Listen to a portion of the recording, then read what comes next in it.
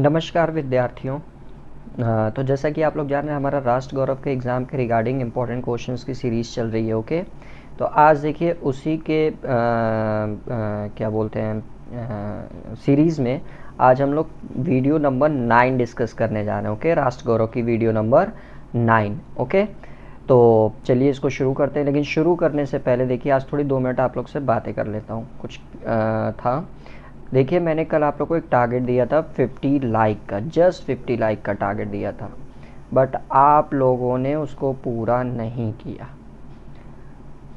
अब आई don't no क्यों नहीं किया, शायद वीडियोस पसंद ना आए या बस आप लोग आते होंगे, वीडियोस देखते होंगे, चले जाते होंगे। आई डोंट नो क्या रीज़न है। तो लेकिन जस्ट एक टारगेट दिया था बट आप लोगों ने किया नहीं, एंड रियली ये अच्छा नहीं लगा क्योंकि इतनी मेहनत मैं करता हूँ और आप लोग को जस्ट एक लाइक करना होता है, बट आप लोगों ने उसको भी नहीं किया। So I don't know what is the reason behind that, but कोई नहीं, मेरा काम एक शिक्षक का है तो मैं तो अपना कर्तव्य हमेशा निभाता रहूँगा। तो चलिए हम लोग आज डिस्कस कर लेते हैं वीडियो नंबर 9। आई होप इस बारी इस वीडियो पे आप लोग 50 लाइक ज़रूर दे देंगे। Let's see what will happen. चलिए क्वेश्चन नंबर 9 वीडियो नंबर 9 शुरू करते हैं राष्ट्र गौरव का। ओके, तो वीडियो नंबर 9 देखिए, बाकी के जो 8 वीडियो है वो आपको डिस्क्रिप्शन बॉक्स में प्लेलिस्ट बनी हुई है, वहाँ से भी आप लोग जाकर देख सकते हैं। आप चैनल पर जाएंगे तो वहाँ पे भी राष्ट्र गौरव की वीडियोस की प्लेलिस्ट बनी हुई है, वहाँ से भी आप लोग जाकर देख सकते हैं। बाकी के 8 वीडियोस वहीं पे अवेलेबल होंगे। ओके, और एक देखिए इन्फॉर्मेशन आप लोग को देनी थी जो बहुत ज़्यादा इंपॉर्टेंट है आप सभी विद्यार्थियों के लिए। जो विद्यार्थी आगे चलकर बीएड करेंगे, याद रखिएगा, बीएड करेंगे या एमकॉम के एंट्रेंस में बैठेंगे, या एमकॉम के एंट्रेंस में बैठेंगे या एमबीए के एंट्रेंस में बैठेंगे, याद रखिएगा कॉमर्स सेक्शन हर एग्ज़ाम में आपसे पूछेगा। कॉमर्स का सेक्शन का एमसीक्यू जो होगा वो हर एग्ज़ाम में आपसे पूछेगा, ये आप लोग जान रहे हैं।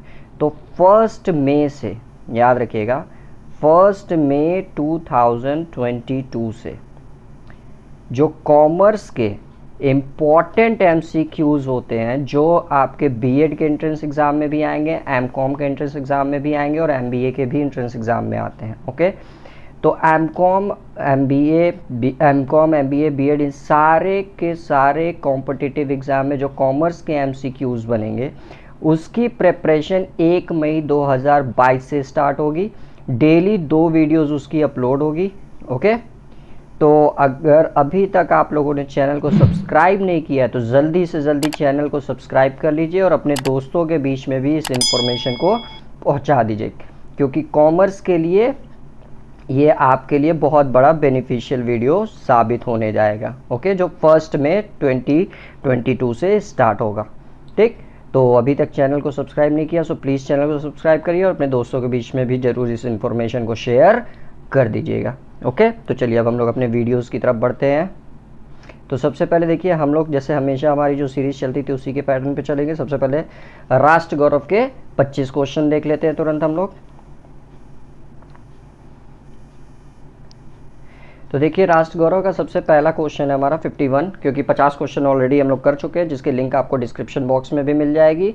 और प्लेलिस्ट में जाएंगे तो प्लेलिस्ट में भी राष्ट्र गौरव नाम की एक प्लेलिस्ट बनी हुई है जिसमें 8 वीडियो ऑलरेडी अपलोडेड हैं। ओके, तो देखिए 51 क्वेश्चन आपसे क्या कह रहा है। सूरदास के गुरु थे, सूरदास के कौन गुरु थे? रामानंद, ज्ञानदेव, रामदास या वल्लभाचार्य? तो सूरदास जी के जो गुरु थे वो वल्लभाचार्य जी थे। Okay, move to the next question.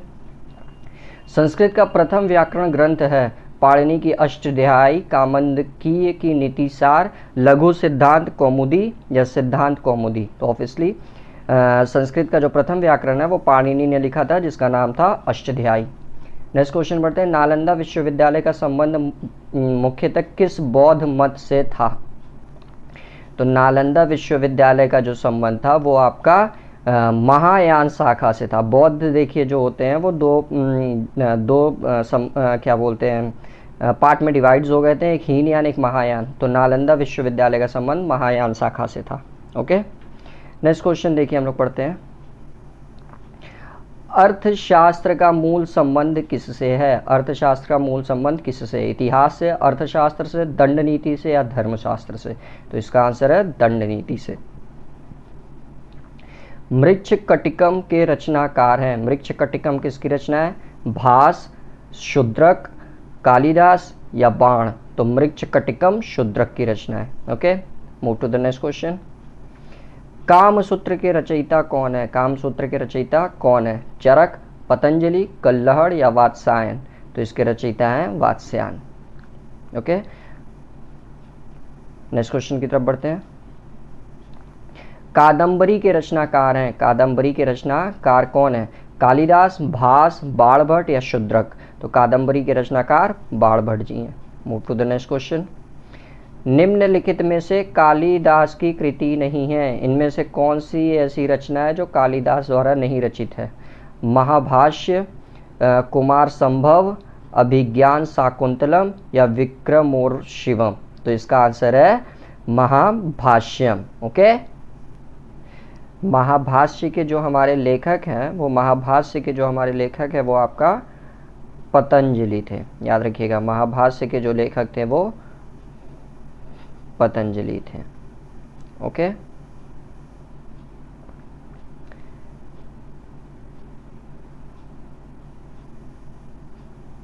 एक सेकेंड, डॉट यहाँ पे होगा।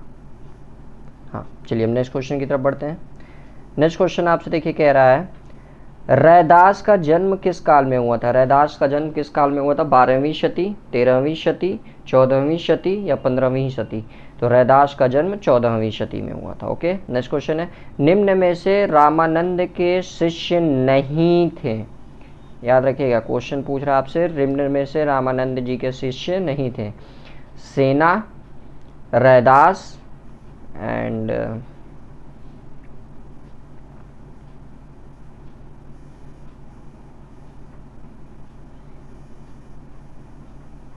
सेना, रैदास, कबीरदास एंड तुलसीदास? तो इसका आंसर है तुलसीदास जी। ओके, तुलसीदास जी के गुरु आई गेस नरहरि दास जी थे। नरहरि दास जी थे। ओके, चलिए नेक्स्ट क्वेश्चन की तरफ बढ़ते हैं। निम्न में से किसे भारतीय पुनर्जागरण का जनक माना जाता है? राजा राम मोहन राय, स्वामी विवेकानंद, केशव चंद्र सेन या दयानंद? तो भारतीय पुनर्जागरण का जनक राजा राम मोहन रॉय जी को माना जाता है। नेक्स्ट क्वेश्चन की तरफ बढ़ते हैं। नेक्स्ट क्वेश्चन देखिए, आपसे कह रहा है कि विवेकानंद द्वारा किस संगठन का निर्माण किया गया था? नवजान सभा, रामकृष्ण मिशन, सर्व सेवा संघ या हिंदू महासभा? तो स्वामी विवेकानंद जी के द्वारा रामकृष्ण मिशन की शुरुआत की थी, क्योंकि रामकृष्ण परमहंस जी इन्हीं के गुरु थे, तो उन्हीं के नाम पर इसकी शुरुआत हुई थी।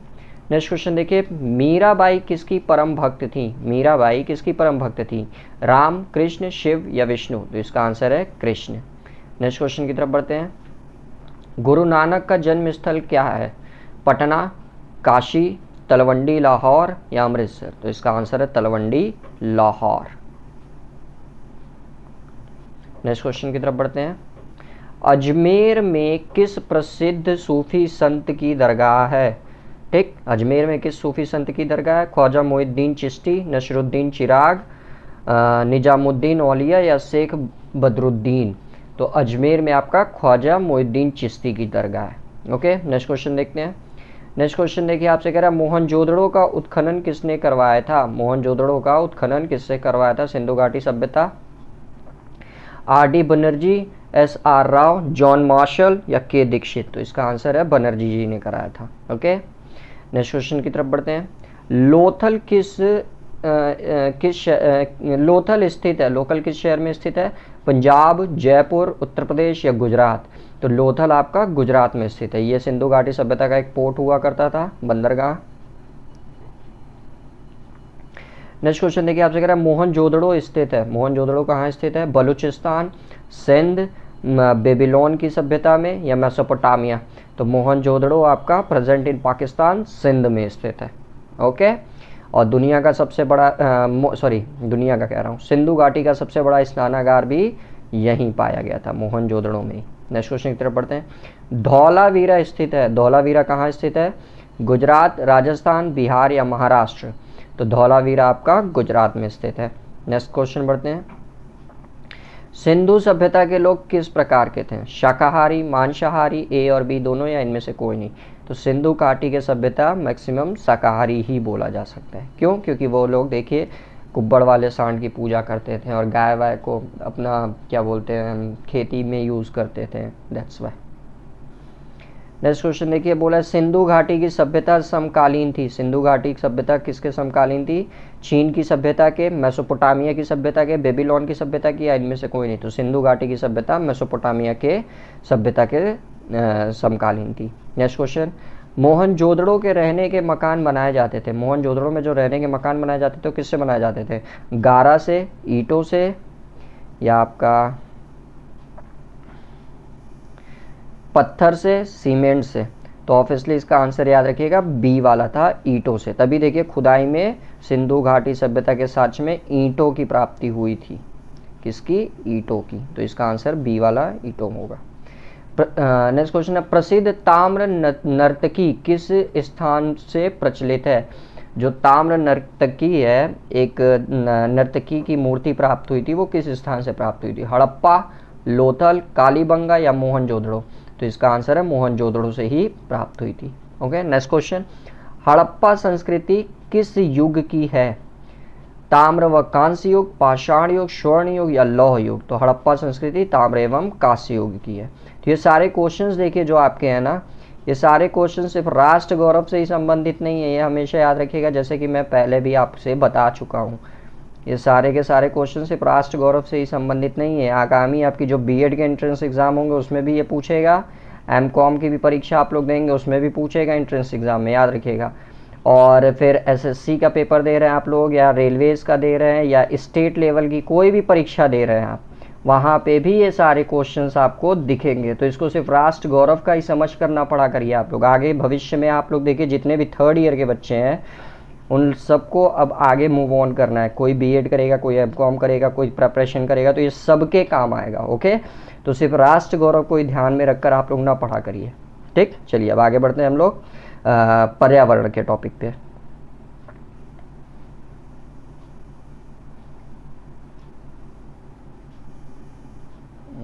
Wait a second.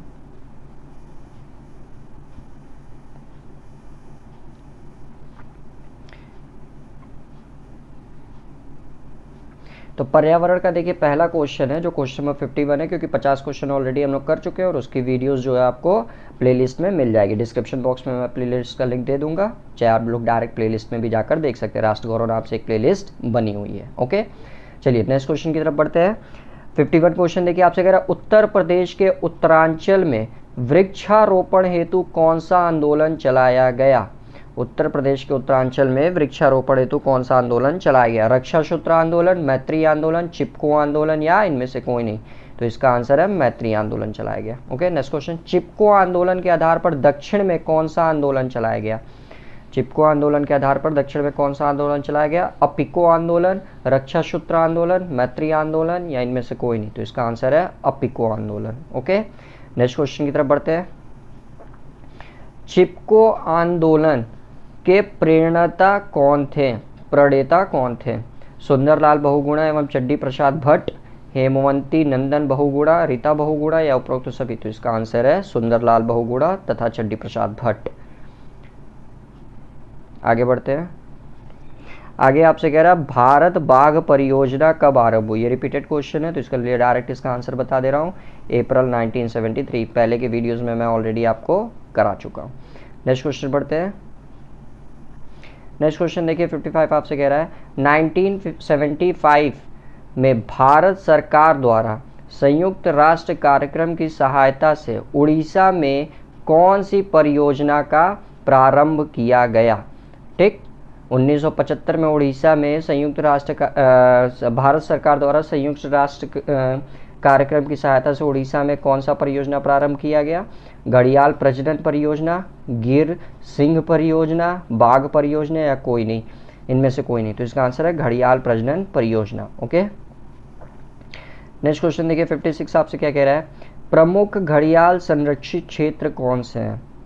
ठीक, गुंडी राष्ट्रीय उद्यान तमिलनाडु, चंबल वन्य जीवन अभ्यारण्य राजस्थान, ए बी दोनों या उपरोक्त में से कोई नहीं। तो इसका आंसर है ए बी दोनों। ओके, नेक्स्ट क्वेश्चन की तरफ बढ़ते हैं। चैनल देखिए अभी तक सब्सक्राइब नहीं किया, सो प्लीज़ सब्सक्राइब ज़रूर कर लीजिए, क्योंकि अब आने वाले 1 मई से हमारी कॉमर्स की स्पेशल सीरीज़ शुरू होने वाली है। 1 मई से कॉमर्स की हमारी स्पेशल सीरीज़ शुरू होने वाली है, ये याद रखिएगा। स्पेशल सीरीज़ MCQ के रिगार्डिंग, जो आपके आने वाले सभी प्रतियोगी परीक्षा में पूछी जाएगी कॉमर्स से रिलेटेड। ओके, तो इसीलिए चैनल को जल्दी से जल्दी सब्सक्राइब कर लीजिए और अपने दोस्तों के बीच में भी ये इन्फॉर्मेशन शेयर कर दीजिए। एंड आई होप आज आप लोग 50 लाइक का टारगेट पूरा कर देंगे। लेट्स सी क्या होता है। आई नो यार, कर दोगे यार तुम लोग, यार इतना तो कर दिया करो, एटलीस्ट मेहनत लगती है। Try to understand my feeling also. Okay, move to the question number 57। हाथी परियोजना विहार का प्रारंभ हुआ था। हाथी परियोजना विहार का प्रारंभ हुआ था 1972, 1982, 1992, 2002। तो हाथी परियोजना का जो विहार का प्रारंभ 1992 में हुआ था। Okay, next question. गिर सिंह परियोजना का प्रारंभ हुआ। गिर सिंह परियोजना का प्रारंभ हुआ, वेट अ सेकेंड,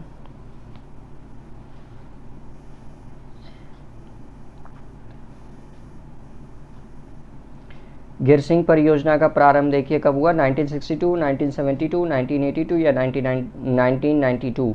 तो इसका आंसर है 1972 में। ओके, नेक्स्ट क्वेश्चन बढ़ते हैं। किसी भी वन्य प्राणी के शिकार के विरोध में कौन सा कानून है। किसी भी वन्य प्राणी के शिकार के विरोध में कौन सा कानून है। वन्य प्राणी संरक्षण कानून 1972, वन्य प्राणी कानून 1992, वन्य प्राणी कानून 1982 या इनमें से कोई नहीं। तो इसका आंसर है वन्य प्राणी संरक्षण कानून 1972। नेक्स्ट क्वेश्चन देखते हैं।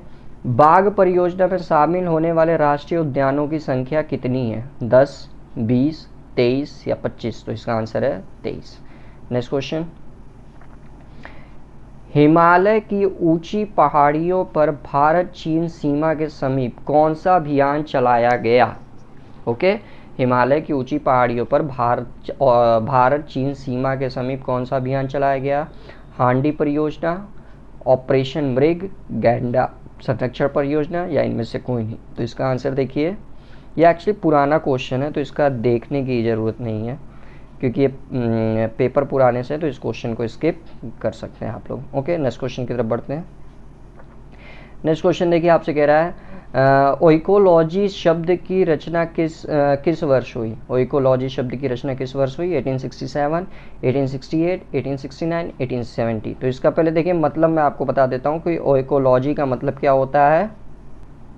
तो देखिए एक सेकेंड, ओइकोलॉजी का जो मतलब होता है वो आपका होता है, कहाँ गया, हाँ, the study of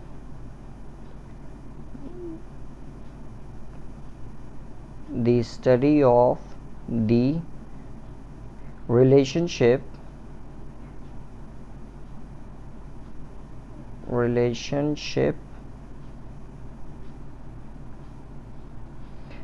between living organism, wait a second, between living organism and their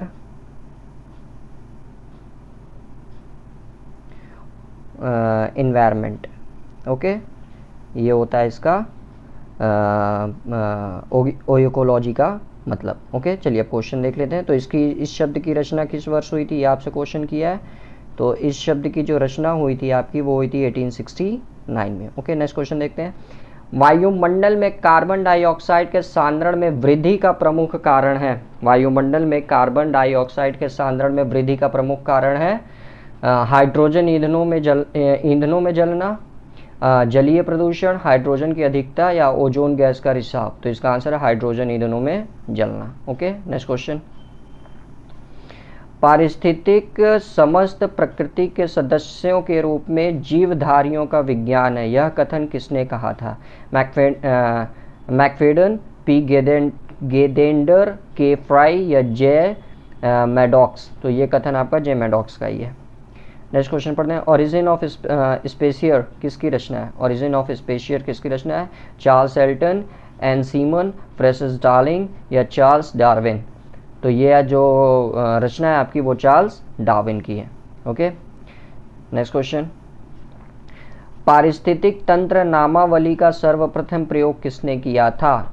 EP Odum, AG Tansley, CC park या हैकल? तो इसका आंसर है एजी टॉन्सले। नेक्स्ट क्वेश्चन, भूमंडलीय तापन का प्रमुख कारण है? भूमंडलीय तापन का क्या कारण है भैया? कार्बन डाइऑक्साइड की अधिकता, ओजोन क्षरण, ऑक्सीजन की कमी या इनमें से कोई नहीं? तो इसका आंसर है ओजोन में क्षरण। नेक्स्ट क्वेश्चन, 1967 में आए कोयले भूकंप का प्रमुख कारण था? तो ये देखिए पुराना क्वेश्चन है, so you can skip it. Next question, क्या बोलते हैं, परिस्थितियों को वैज्ञानिक प्रकृति के इतिहास में परिभाषित करने वाले वैज्ञानिक का नाम क्या था? हैकल, चार्ल्स हैल्टन, ईपी ओडम या टूसोन? तो इसका आंसर है चार्ल्स हैल्टन। ओके, नेक्स्ट क्वेश्चन,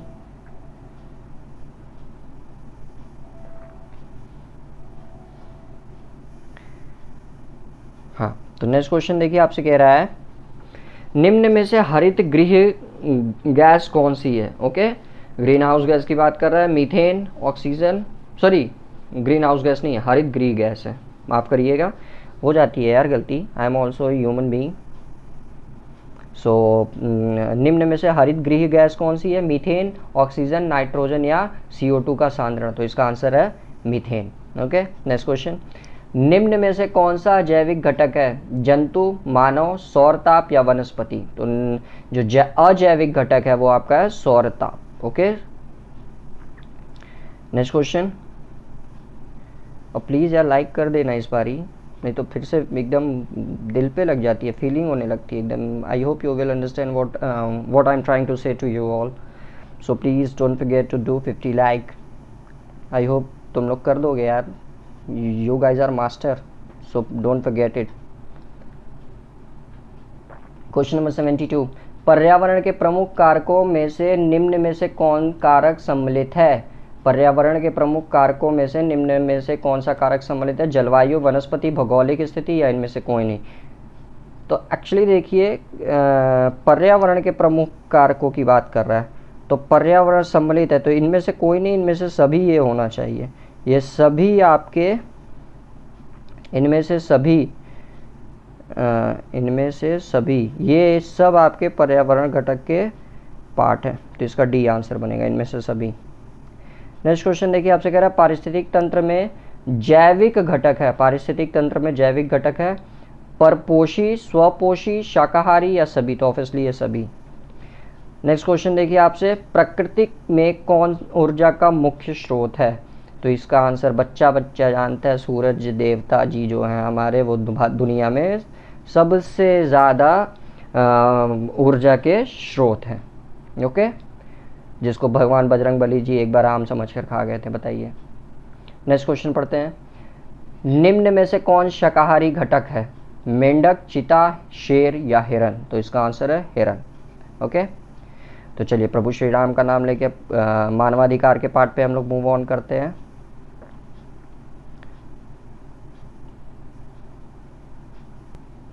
हाँ, तो 28 अक्टूबर 1993 या 28 नवंबर 1993? तो इसका आंसर देखिए ए वाला, एक सेकेंड, इसका आंसर देखिए आपका जो बनेगा वो ए वाला पॉइंट बनेगा, जो आपका था 28 सितंबर 1993। नेक्स्ट क्वेश्चन पढ़ते हैं हम लोग, निम्न में से क्या धर्म स्वतंत्रता के अंतर्गत नहीं आता है? तो देखिए मैं ऑप्शन नहीं पढ़ूंगा, समय ज़्यादा लग रहा है, डायरेक्ट आंसर कराऊंगा। ओके, तो निम्न में से क्या धर्म स्वतंत्रता के अंतर्गत नहीं आता है? तो ऑब्वियसली धर्म परिवर्तन हेतु दबाव धर्म के स्वतंत्रता के अंतर्गत नहीं आता है। नेक्स्ट क्वेश्चन, आर्थिक विषमता को समाप्त करने का कार्य करता है? आर्थिक विषमता को समाप्त करने का कार्य कौन करता है? लोकतंत्र, गणतंत्र, मूलाधिकार या राष्ट्र के नीति निदेशक तत्व? तो इसका आंसर है DPSP, राष्ट्र के नीति निदेशक तत्व।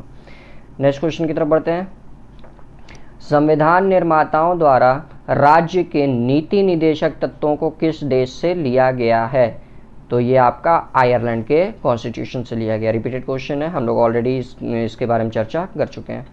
आयोग में अध्यक्ष के अलावा किस अन्य सदस्य को नियुक्ति का अधिकार है? ओके, संसद, प्रधानमंत्री, राष्ट्रपति या इनमें से कोई नहीं? तो ऑब्वियसली राष्ट्रपति। नेक्स्ट क्वेश्चन, मानवाधिकार मसौदा संयुक्त राष्ट्र सभा में कब पारित हुआ था? तो इसका आंसर आप सबको भी बता चुका हूं, ऑलरेडी रिपीटेड क्वेश्चन है, 10 दिसंबर 1948। मैं यह सुझाव दूंगा कि चार्टर के प्रारंभ में और उसकी प्रस्तावना में मानवाधिकार की घोषणा रहनी चाहिए।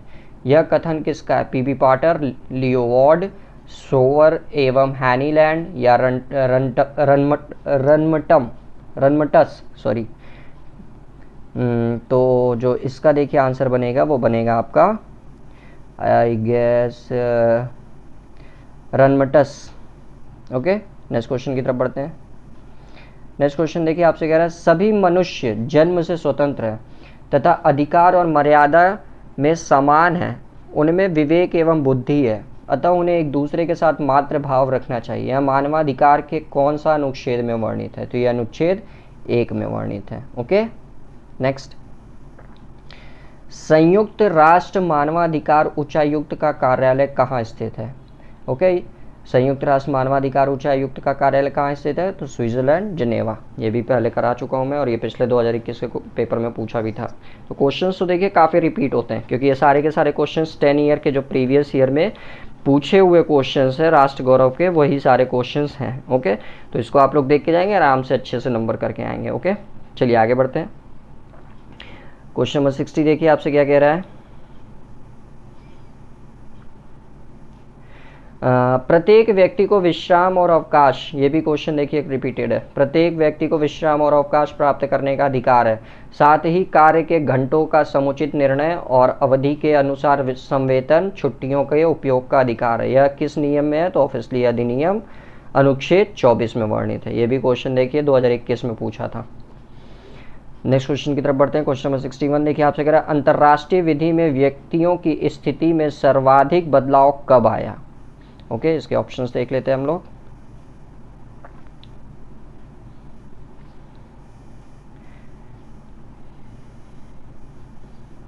प्रथम विश्व युद्ध में, प्रथम विश्व युद्ध के बाद, द्वितीय विश्व युद्ध में या द्वितीय विश्व युद्ध के बाद? तो इसका आंसर है द्वितीय विश्व युद्ध के बाद। ओके, चैनल को अभी तक सब्सक्राइब नहीं किया सो प्लीज़ यार चैनल को सब्सक्राइब कर लिया करो यार, मेहनत लगी एक वीडियोस बनाने में। देखने जो रेशियोज है मैंने चेक किया था, एक दिन फ्री बैठा था, 70% बच्चे ऐसे हैं जो बस वीडियोज़ आते हैं, देखते हैं, चले जाते हैं, ना ही लाइक करेंगे, ना ही चैनल सब्सक्राइब करेंगे, ना ही शेयर करेंगे, कुछ नहीं करेंगे। प्लीज़ भाई, कौन सा पैसा लगना है, फ्री में हो जाता है। So please don't forget to subscribe my channel. I hope आप कर दोगे तुम लोग यार। चलो क्वेश्चन नंबर 62 पे मूव ऑन करते हैं।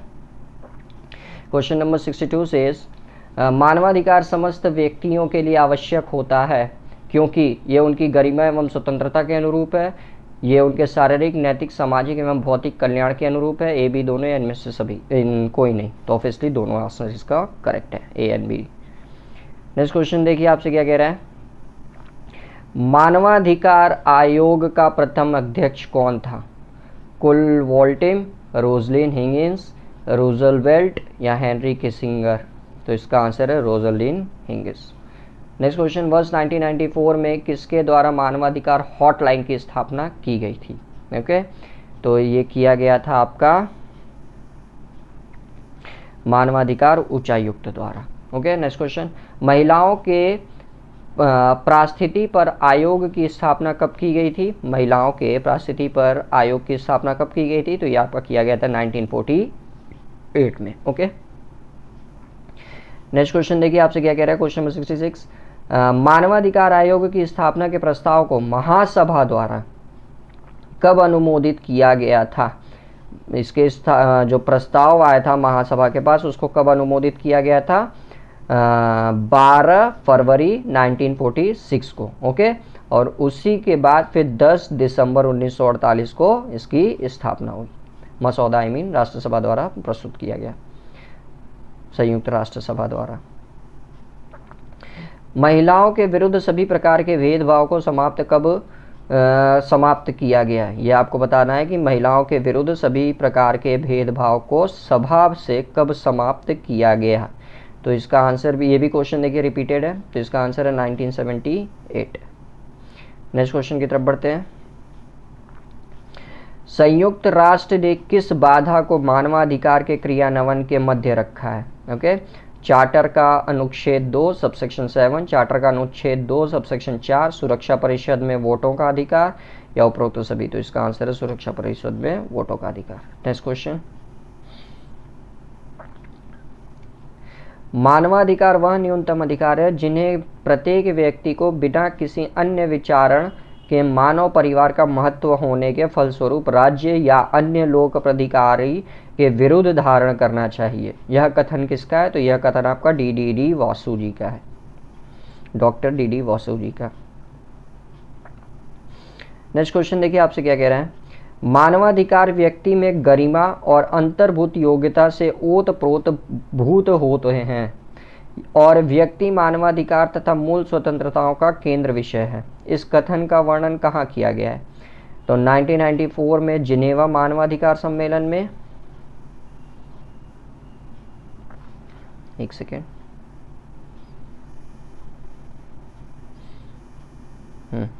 वियना के विश्व मानवाधिकार सम्मेलन 1993 में, तेहरान सम्मेलन में, उपरोक्त सभी। तो इसका आंसर है वियना के सम्मेलन में किया गया था।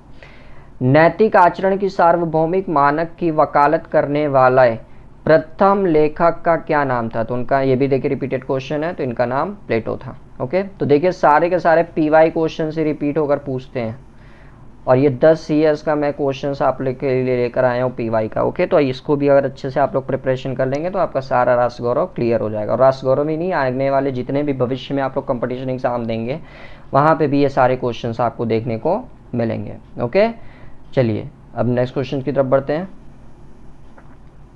नेक्स्ट क्वेश्चन आपसे कह रहा है, निम्न में से चार्टर का कौन सा अनुच्छेद अधिकार एवं सामाजिक परिषद को मानवाधिकारों एवं मूल स्वतंत्रताओं की अभिवृद्धि के लिए आयोग तथा ऐसे अन्य आयोग की स्थापना करने का निर्देश देता है जिनको वह अपने कार्यों का पालन करने के लिए आवश्यक समझता है? तो इसका आंसर है अनुच्छेद 68 यह आदेश देता है। नेक्स्ट क्वेश्चन, इंग्लैंड के सामंतों की मैग्ना कार्टा की प्राप्ति किसने कराई? ओके, सम्राट एडवर्ड, सम्राट जॉन, ए बी दोनों, या इनमें से कोई नहीं? तो इसका आंसर है सम्राट एडवर्ड। नेक्स्ट क्वेश्चन, निम्न में से कौन संयुक्त राष्ट्र का मुख्य अंग नहीं है? ओके, मानवाधिकार आयोग, राष्ट्रीय न्यायालय, न्यायिकता परिषद, या आर्थिक एवं सामाजिक? तो अंतर्राष्ट्रीय न्यायालय।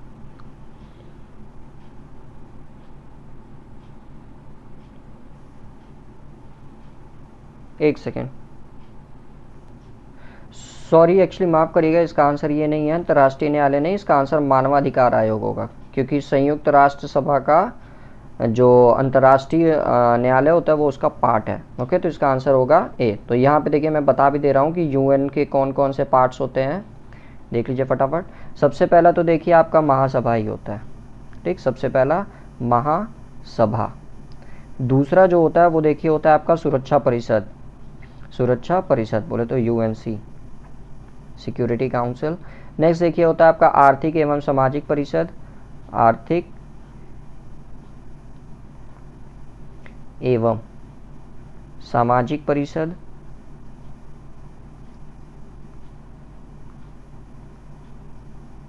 नेक्स्ट देखिए आपका होता है आपका इंटरनेशनल कोर्ट। नेक्स्ट देखिए आपका होता है न्याय परिषद, न्यास परिषद सॉरी, न्यास परिषद, जिसको ट्रस्टशिप काउंसिल भी कहा जाता है। और छठवां जो होता है आपका, माफ करिएगा यहाँ पे ये नहीं होगा, छठवां देखिए जो होता है आपका वो होता है सचिवालय। ओके, ये आपके 6 होते हैं। चलिए अब जल्दी से हम लोग क्वेश्चन की तरफ बढ़ लेते हैं, काफ़ी लंबी हो जाती है हमारी वीडियोस क्योंकि क्वेश्चन भी तो 75 होते हैं। आप लोग तो समझदार हैं, आप लोग तो जानते हैं, you guys are masters in every fields.